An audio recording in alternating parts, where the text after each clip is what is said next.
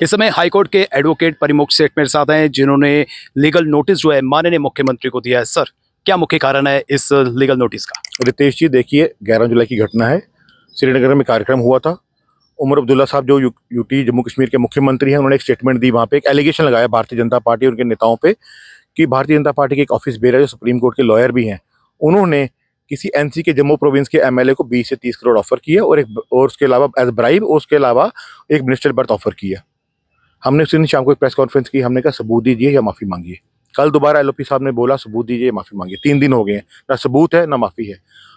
इसीलिए हमने legal notice issue किया है इनको कि आपके हम इस through this legal notice Bharatiya Janata party के थ्रू जो भेजा गया है कि सतपाल शर्मा जी जो प्रेसिडेंट है बीजेपी जम्मू कश्मीर के और एमपी राज्यसभा है, हमने डिमांड की है कि 7 दिन के अंदर माफ़ी मांगिए, अपनी जो स्टेटमेंट हमने इसको रिटर्न वापस लीजिए और दोबारा इसको रिपीट नहीं करेंगे।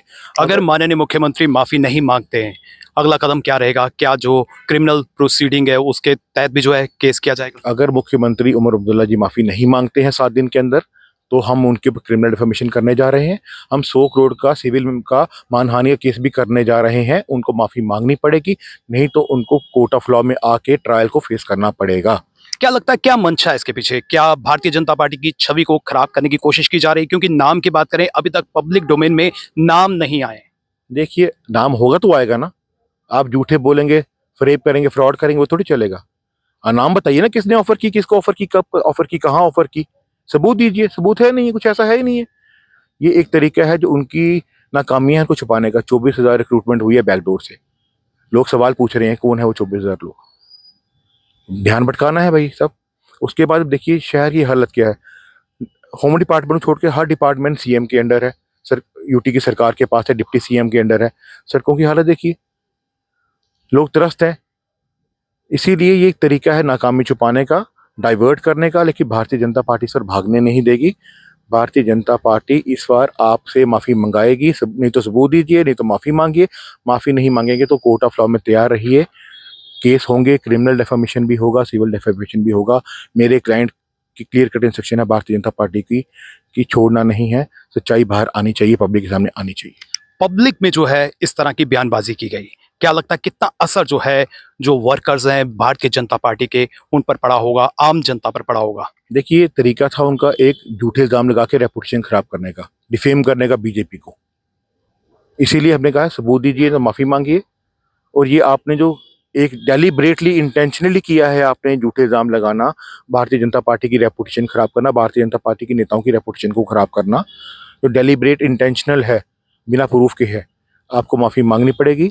नहीं तो आप केस के लिए तैयार रहिए। केस हम करने जा रहे हैं 7 दिन के बाद, अगर माफ़ी नहीं मांगते हैं तो।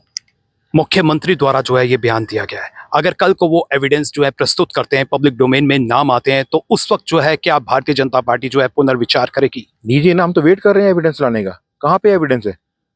एविडेंस होता तो पेश करते हैं ना। अभी तक 3 दिन हो गए, क्यों नहीं पेश कर रहे हैं? सिर्फ बयानबाजी है ना। एविडेंस पेश कीजिए, कौन मना कर रहा है? जब एविडेंस सामने आएंगे, दूध का दूध पानी का पानी हो जाएगा। आपको लगता है ये बिना आधार पर जो है उन्होंने किया है? अपनी नाकामी छुपाने के लिए किया है कि मैं डाइवर्ट कर दूं इशू को, जो मेरी फेलियर है उनको डाइवर्ट कर दूं, लोग उस तरफ चल पड़ेंगे। अब भारतीय जनता पार्टी छोड़ती नहीं है। शिवराज सिंह चौहान जी हमारे सेंट्रल मिनिस्टर, उनके बेटे पे झूठा इल्जाम लगाया था राहुल गांधी ने। केस फाइल किया हमने मध्य प्रदेश हाई कोर्ट में। रिटर्न अपॉलॉजी है राहुल गांधी की, जो बोलते रहे माफ़ी वीर नहीं, माफ़ी वीर वो भी है। माफ़ी मांगी है रिटर्न में उन्होंने। आम आदमी पार्टी ने भी बड़े झूठे इल्जाम लगाए, सभी ने माफ़ी मांगी है। केजरीवाल ने माफ़ी मांगी है, सोदी ने माफ़ी मांगी है। कोर्ट रिकॉर्ड में पड़ा हुआ सब कुछ। तो इनिशियल जो आपने लीगल नोटिस दिया है, इसमें क्या लिखा है? हमने इनको बताया कि आपने क्या इल्ज़ाम लगाए, इल्ज़ाम झूठे हैं, कोई प्रूफ आपने नहीं दिया है, या तो प्रूफ दीजिए 7 दिन के अंदर, नहीं तो माफ़ी मांगिए। अपनी रिटर्न स्टेटमेंट, जो अपने स्टेटमेंट दिया उसको रिटर्न में विड्रॉ कीजिए और बोलिए कि मैं दोबारा रिपीट नहीं करूंगा, माफ़ी मांगी है बीजेपी से। ये डिमांड है। बहुत बहुत शुक्रिया, आपने हमें समय दिया। और जिस तरह से लीगल नोटिस जो है माननीय मुख्यमंत्री उमर अब्दुल्ला को जो है वो दिया गया है एडवोकेट परिमुख सेठ द्वारा, और जिस तरह से उन्होंने एलिगेशन लगाए हैं, अब उनसे माफ़ी मांगने के लिए कहा जा रहा है, क्योंकि उन्होंने जो कुछ भी कहा है वो गलत है, झूठ है। और अगर उमर अब्दुल्ला जो है माफ़ी नहीं मांगते तो आने वाले दिनों में जो है उमर अब्दुल्ला पर जो है लीगल कार्रवाई जो है वो की जाएगी। फिलहाल नितिन कनोत्रा और मुझे यानी कि रितेश गुप्ता को दीजिए इजाज़त। नमस्कार।